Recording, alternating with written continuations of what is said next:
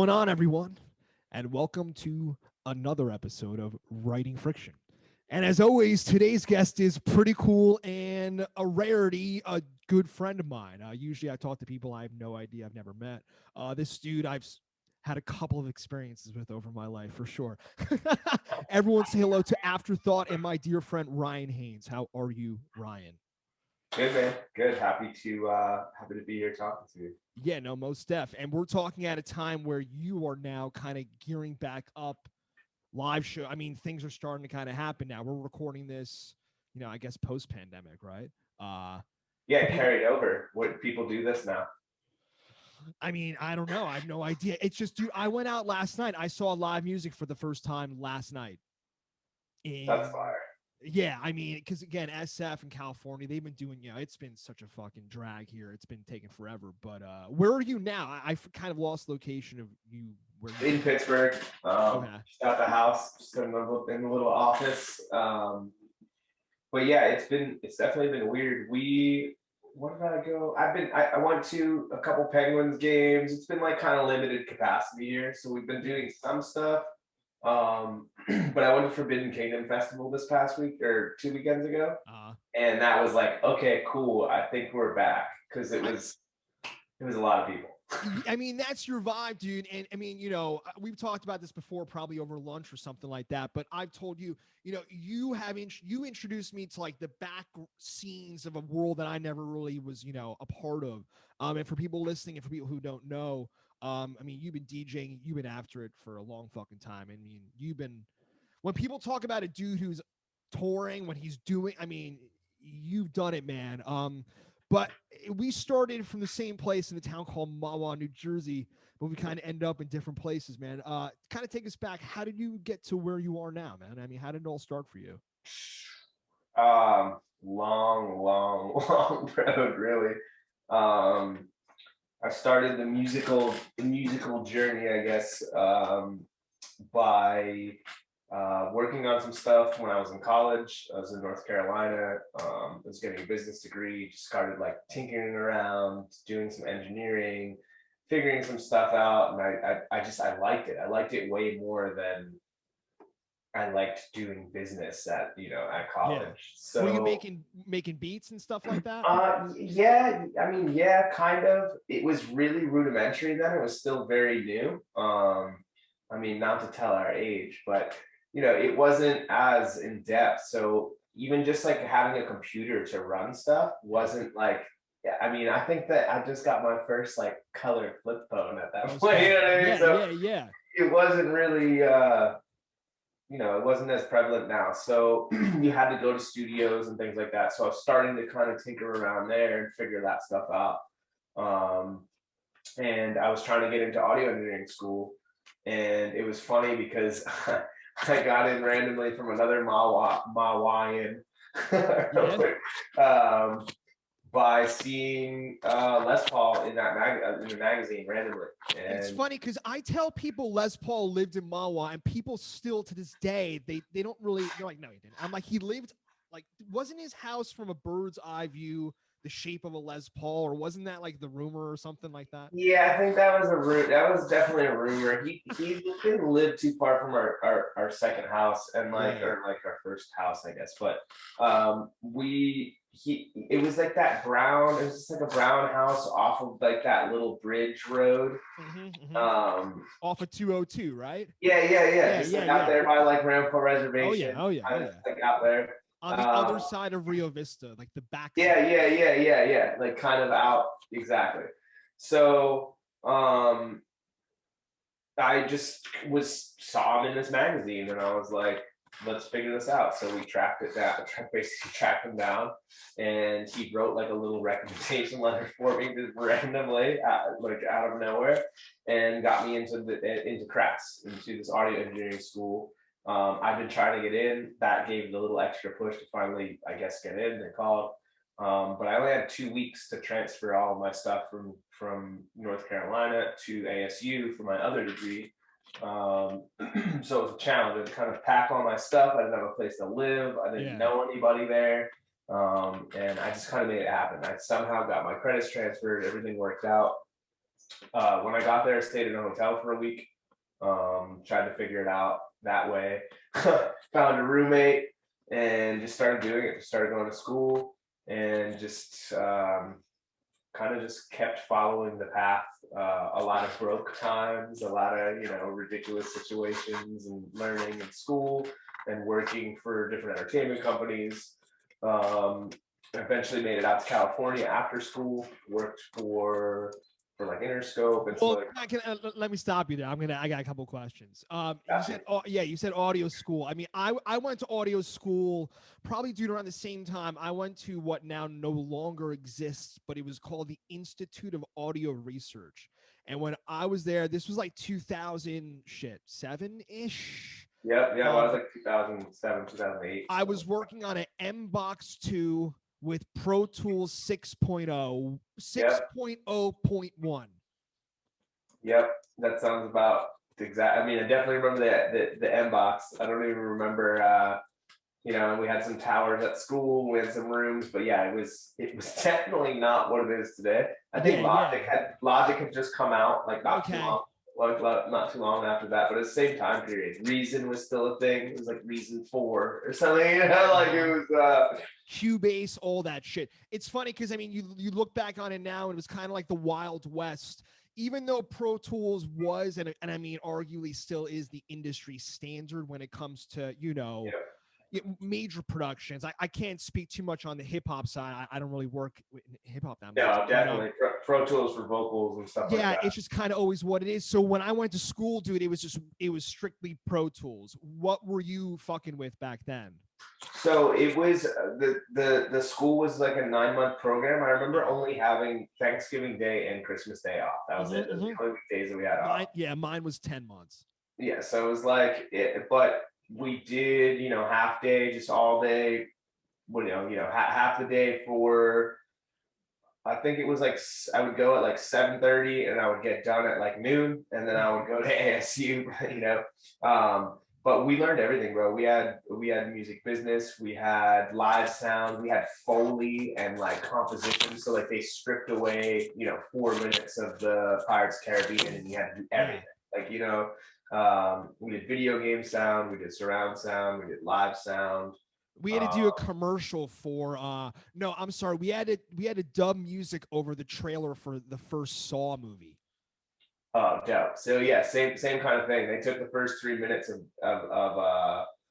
Pirates of the Caribbean and made Yeah. us do all Yeah. the Foley and do all that stuff. Yeah. But I was focused more or less on live sound. That was kind of my focus, but I was still learning everything else. I got certified in Pro Tools, certified in Logic, all that stuff Yeah. along the way, and was learning. But that's kind of what I wanted to do. Um, and that's what I was interested in more or So less. were you DJing any shows back at ASU? I mean, had you started to do any kind of live shit back then? Not at all. I was kind of like rapping a little bit and singing and just kind of like doing my thing, having fun with it as like a vocalist, doing some production, but no, not really. I mean, not on any serious level and not anything to be taken seriously. So I mean, was there any I mean, how did you end up playing, Shoreline Amphitheater? What was how did that crossover happen? How did you kind of get into the Um, live side of it? just that took a long time. A lot of internships, a lot of stuff. I ended up going to WVU or starting at WVU to get my master's, and dropping out because I just didn't want to do business. Business wasn't Yeah. my thing that I wanted to do. Yeah. And I fell into DJing just because DJs kept basically canceling on promoters and people. And that's kind of how I started DJing. And that took me along a different journey and just put me in the position to work with a ton of artists and DJ for a ton of artists, manage artists, work with bigger promoters, work with bigger artists, just in any capacity. Um, and just hard work, just kind of getting lucky, hard work, and following the path. But yeah, I didn't start DJing until halfway through. Halfway through what? Halfway through like my career, I guess, or halfway through, the musical run of things that I started. I had no intention in DJing at all. and it just kind of fell into it. And I finally got to start doing more singer-songwriter stuff, more producing, whether it be EDM or whatever. So it's been cool recently, but yeah, it was definitely a long road, and it took a long time to get there. Yeah. So back in those days when you kind of first started DJing, what city were you in? I was in Morgantown, so I was in West Virginia at WVU when I first started DJing, Uh, and I just kind of hit a ceiling there. There wasn't really much more to do. And when I actually left Morgantown, I went to a place called Saxonburg right outside of Butler. That's like 40 minutes from Pittsburgh, and it's kind of in the middle of nowhere. And I just worked for a medical company. I worked for a medical sterilization company. I was making like 60 grand a year, yeah. and I coached JV and varsity ice hockey at Knox High School for like 2 or 3 years. Like, didn't even do music. And Were you? I mean, was it just to do something? Were you kind of stuck? Were you in between? I mean, were you thinking about music as a career at that point? Not at all. I was like, hey man, I'm making some good money. I'm just chilling. It was the most money I'd ever made by far to that point in my life. So Yeah. I was playing hockey like 3 or 4 times a week. I didn't care in the world. I just kind of worked and just did whatever. It was this place where you worked 4 days one week and 2 days the next, and you worked like 12-hour shifts. And it Yeah. was super Okay. easy stuff. And I worked 6 to 6, so it wasn't too crazy. Um, so I didn't really have any complaints. I never had anything to complain about, or to really justify diving into this world of music again. And I think the turning point was I kind of just got the itch. I was just like, man, like, what if, I'm still young. Why get stuck, You're like in your mid-20s at this point. Yeah, mid 20s. Just still had a lot of fight left in me, especially for that. So I was like, I Yeah. don't just settle for this, even though that some people might, be happy with this. I don't want to settle for it. So it was a good call too, because about a year later, the company got sold to Bayer, and they just changed everything anyway. So all those people lost their jobs. But it's just really random. Wasn't planned. So did you start spinning records in Pittsburgh? I mean, how did you kind of make that foray? I mean, is there a scene there? Were you building a Yeah, scene? so it was in like this lull, like right after Mac and Wiz kind of popped off, and Mac Miller and Wiz Khalifa? correct. Uh, So they kind of just had blown up at this point, and, okay. and there was this lull in the city with a lot of like out of town promoters that were kind of screwing people, and it just wasn't the most savory of scenes at that time. It was the tail end of the Shadow Lounge and tail end of a lot of things. So we started trying to do things, and a lot of the venues were burnt out. Nobody wanted to do anything. Hard little cliques to get into. And we started throwing shows out in Butler, which is like way far from Pittsburgh. Yeah. Started selling out fire halls with like the Yin Yang Twins and Bubba Sparks, these random people, the random bands, just doing our things, curating events, bringing people from the city, and they're like, "Wow, these shows are better than in the city." You were booking all So kinds of music? yeah, for the most part. I mean, we Yeah. were just doing everything. I had a couple. Jordan Lyles, one of my best friends. He kind of was like our silent investor, and helped us pay for everything. And we just started getting acts and doing everything we could, and it trickled down into Pittsburgh, where people were like, "Oh, nice, they're doing pretty well. Yeah. Let's see what they can do here." Started getting some opportunities. Got invited to go on some tours with some different artists. Bubba Sparks being the first one, super random. Was that your first time ever on tour? Yeah. Do you Bubba remember Sparks. your first tour? Do I? Yeah. Yeah, of course. What was your first tour? Um, oh, okay. I thought you were saying, do you remember it? But because there's some that are very vague. But yeah, no, it was Bubba Sparks tour. That was the first tour that I'd ever been on. Followed by French Montana. That wasn't really all that long, but What was your role on? Were you DJing? What were you doing? I was like performing so I was DJing on the Bubba Sparks one, just strictly DJ. It was me and a band. I'd never DJed with a band before, so that was different. Way different type of venues than I was used to. Way Most deaf. Countryer scene. Were you in like the south, middle of the country kind of thing? Yeah, definitely. I think Yeah. we're Nashville, Charlotte, all the stuff in between, Arkansas, Memphis, Tennessee, all that type of stuff. And had that been your first time ever in those places? Yeah, I think so. Yeah. I've been a lot of them. Some of them not some of the North Carolina stuff I've been to, obviously. But a lot of them, yeah. Like Arkansas, I've never been to Vegas. It's a lot of stuff. So we did a bunch of USO shows at Marine bases. That was cool. Oh, no shit, really? Yeah, it was cool. Okay. And I'm assuming that, I mean, that seems like a pretty big jump. You're kind of in the clubs in Pittsburgh area. And then, I mean, Bubba Sparks he was at his, I mean, what year are we talking about? Like late 2008, 2009? Maybe 2010, 2011. Oh, okay. Maybe, yeah, somewhere 2012 even maybe, but like he wasn't in his prime, that's for sure. I mean, he was still, doing his thing, touring, but he definitely wasn't in his prime. And it was cool, like niche events, like cool, like country festivals and cool, and then he had some club shows and they were cool. It was a different vibe. But it was cool. It wasn't bad. We were probably doing like 300 cap rooms. And at that point, I mean, knowing you now, and you wear fucking 17,000 different hats when I see you on tour. At that point, were you even paying attention to the TM? I mean, were you paying attention to any of the background shit, or were you just having a good time? Yeah, kind of, just because it was like very limited as far as, we were in a Sprinter. It was a nice Sprinter. First time I ever saw like a nice Sprinter like that too. But it was very grassroots. So we all were kind of pitching in to help each other. So everybody kind of knew what was going on. So it was cool to watch for sure, and I definitely paid attention. It was all learning from the start. Yeah, but then when you hit that, so I'm assuming through the connections is kind of how you start building up onto the next thing. And was it a pretty natural progression? Yes and no. A lot of luck, but just the amount of work that I was putting in comparably. And I don't like to like toot my own horn. Like, I was working harder than everybody else. But I mean, I know you fucking hustle. I mean, if you hustle, you get. Yeah, I personally, I couldn't work any harder personally. Mm-hmm.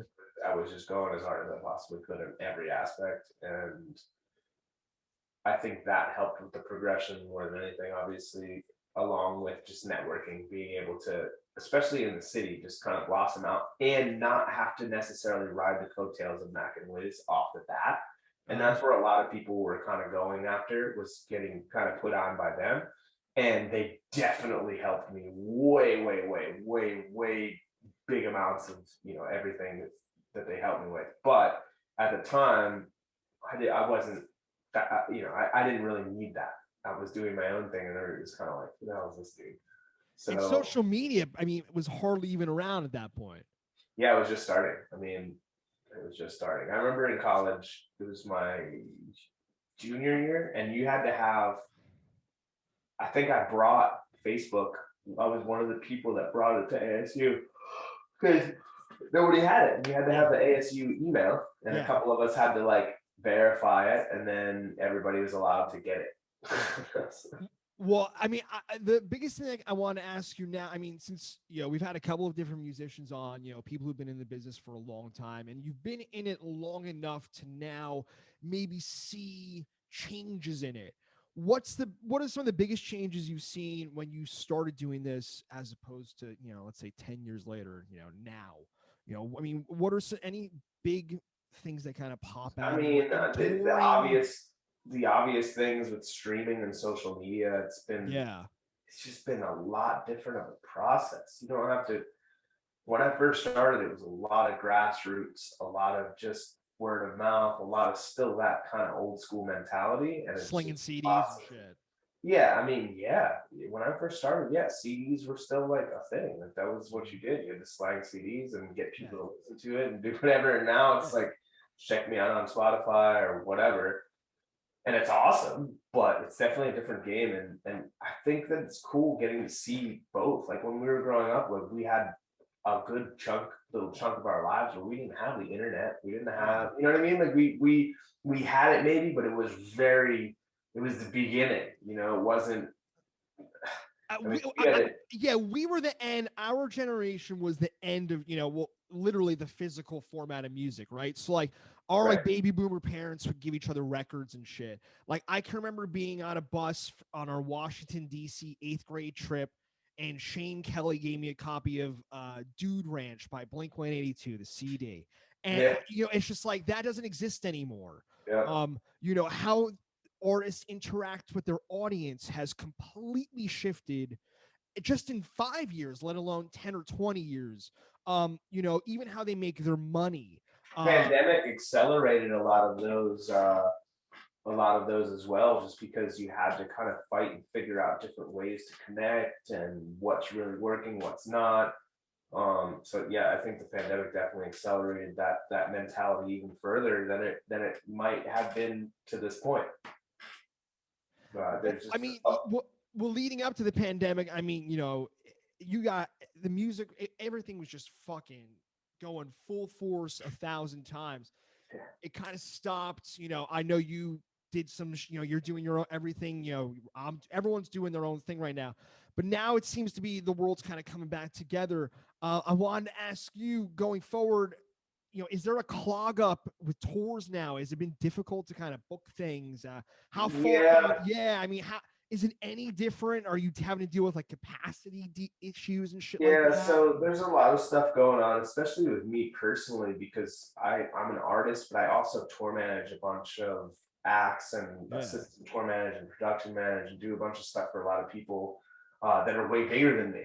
You know what I mean? So that are way, way, way bigger than me. So I have to deal with like I'm advancing Lollapalooza right now for 3 different acts. So Okay. I'm doing that. There's all these other festivals that I have to advance for other people and kind of switch hats and be their person, so just being able to see that side of it and see with my agents, their agents, a lot of stuff's carrying over from before. So there's a lot of recycled lineups or a lot of recycled things. There's a lot of people that had crazy momentum before the pandemic. Yeah. That are now doing nothing. And there's the opposite. There's people that came out of nowhere that weren't doing anything. Well, So let me ask you this. The people who were, hitting their stride before the pandemic and now they're not doing shit, is that because, what is that, laziness? Is that just, have they I lost think it could be flavor? attributed to some people just being lazy, some people just not having the capacity to adapt to Yeah. what was going on. I think there's a lot of people that and there's just so many different factors. Like I have friends that are from different countries that are from that are from Australia. That one in particular, and I'm not going to say any names or anything, but I think he got screwed really bad. He got great guy, had everything going for him, was really, and he still does. He's not one of the guys that fell off, but he was supposed to come do a bus tour, and he got over here, and he was he spent all the advance money and did that type of stuff, and not all, but like spent a bunch of money to get over here, made arrangements, did all that stuff, took care of his stuff at home, did all that type of stuff, and then came over, and the bus tour lasted like 3 weeks, or not even 3 weeks, 3 shows. So and then have to go try to figure out how to get your travel and pay to get back home to make sure, and amidst everybody panicking about a pandemic. So it's like Hoarding toilet paper. yeah, dude, it was crazy. And like, so I think about people like that who really got screwed and they're still being positive. So it's like, at the end of the day, I'm still blessed to be able to come out the other side, especially with all the opportunities that I have. So back to your question though, with the clog up, there's definitely a clog up. There's just a lot of things being recycled, and then it's just a ton of people that need money that are just taking whatever. So it's all this stuff, a bunch of promoters that weren't promoters that got money, a bunch of closed venues, so stuff moving around. It's a lot, man. Yeah, it's definitely clogged, and it's definitely it's exciting to see everything come back. But personally, for me being an artist, especially like in the EDM realm and production, I'm gonna have to wait 6 more months, 7 more months, when I should have been right at the beginning of the pandemic is when I starting to get some momentum myself, and should have been playing festivals and should have been playing stuff. That was with your own project, right? What was the name of the project? Yeah, just for the Afterthought project. Uh-huh. and then all the Ryan Haynes stuff, everything was, coming together very nicely. And then working with Earth Gang and working with all these other way bigger artists than me, it was really cool. That was the last time I think I saw you was at Earth. That was the Fillmore in SF. I think that was that the last show of that tour. I don't know if you remember that, but No, it wasn't the last show of the tour. I remember the film workshop. That was amazing. I had a great time. yeah. Well, again, Ryan is, you've introduced me, and I've been grateful for this for a while, and I've told you this. You've introduced me, you showed me some really cool shit.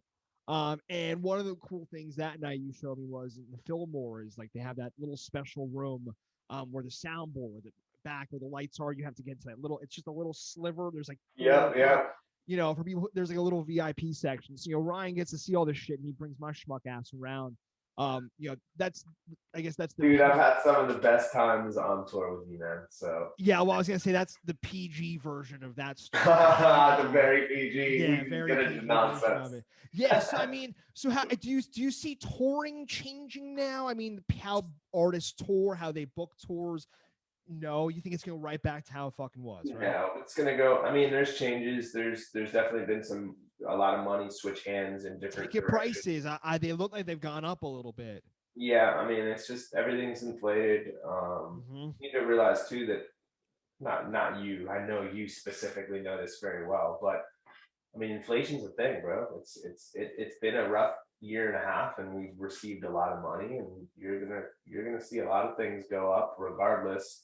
We might turn off a lot. You might get me on a 87-minute conversation right now. Of course. That's not what this podcast is. Yeah, no, it's true though, man. I mean, I'm a big fan of the band Fish. Everyone knows that, and their tickets went up $15 a ticket. But I mean, they have to pay for things, and there's totally. I get it, man. I get it. There's just everybody lost a year and a half of income, and a lot of people lost a lot of money too just on tours because there's a lot of companies that went under, that people paid for certain things. There's just so much going on, man, that I'm just blessed that things are coming back and that we have shows to go to and that we're able to just survive through it and see the other side. I know a lot of people that have jobs and stuff that are musicians that were full-time musicians, and it sucks. Yeah. Out of all the hats you wear, is there one you actually prefer? I mean, do you like being a TM, kind of being in the background, shooting off emails and shit, or do you want to be on stage giving out, I want to be shit like that? I mean, what's I want to be on stage just because I've gotten the opportunity to, but it's always for somebody else. I guess, 90% of the time it was, in support of somebody else. Most of. So I really want to have and embrace the challenge and the opportunity to do things for myself as myself. But as I get older, I think that the traveling sucks with a family. So that's the first thing. It's just a hard thing to maintain.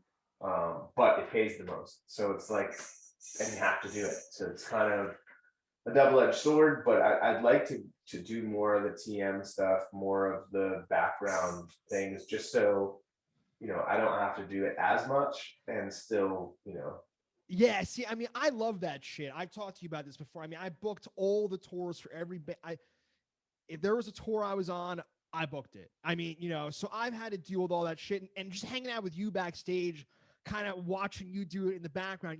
It's something I love, and it's something people don't really think about, when you're on a production of, when you're playing rooms of 1,000, 3,000, 5,000, things like that. People don't, a lot of business goes into that, a lot of contracts. Yeah, learn that shit. Yeah, I think a lot of people just think, sell a ticket. Here's some money. Next. Yeah, and it should be. That should be the consumer's thought about it. They shouldn't think too much past that, right? It should just be like, okay, cool, I'm here to have a good time, whatever. But yeah, man, I try not to talk too big up of myself, but it's definitely hard. It's definitely a hard world, man, especially doing all this stuff. And you definitely get to see a different world with when I'm in town or we're together, because I don't even care. You're Dude, just basically you're working all fucking day. yeah, you're just I just it's different than other people that I might facilitate or like bring them okay, stand here for the show, go to the thing. You're basically with me running around. You're basically working the show with me. Yeah, you took me around a day of Warp Tour. Yeah. An entire Well, from 8 a.m. to fucking. I mean that one. Luckily, I didn't really get to. Yeah, did we go out afterwards? That was yeah. That's a lot of, but luckily Warped Tour, that was probably with me and you doing stuff at shows, that was probably the least amount of responsibility No, that I ever had. totally. Yeah, but you're on your feet all day. I mean, yeah, like I'm hanging out with you, dude. You got fucking 17 different phones. You know, but also like but like half it's social media. Then you got to fucking, I've been with you on a bus where the artist, you have sends you a fucking email for a clip. You get it on your laptop. You got 4 joints in your mouth. You're doing that. And I'm looking at it, I'm like, this is how it is. Like, fucking shit gets done. Dudes can party, you all can get after it, but you guys still get shit done. Yeah, I mean, it's dope to see. You have to get shit done. Nobody Yeah. gets paid, and none of that is a reality without getting shit done. And I recognize that no matter if everybody else. Yeah.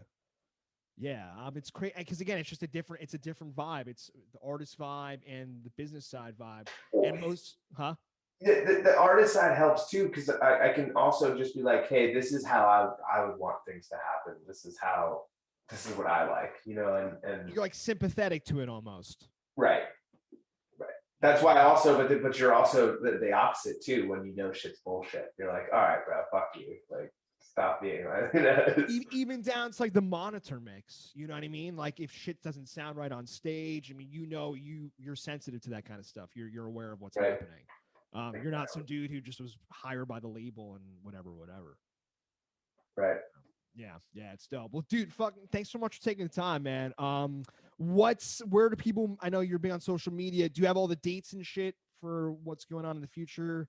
Is all that stuff posted yet? We're booking a bunch of stuff for me solo. I just signed a ton of records to a bunch of labels, and we have pretty much rollouts all the way through the beginning of next year. So we're just getting all that stuff together, and I'm starting to put together some shows personally.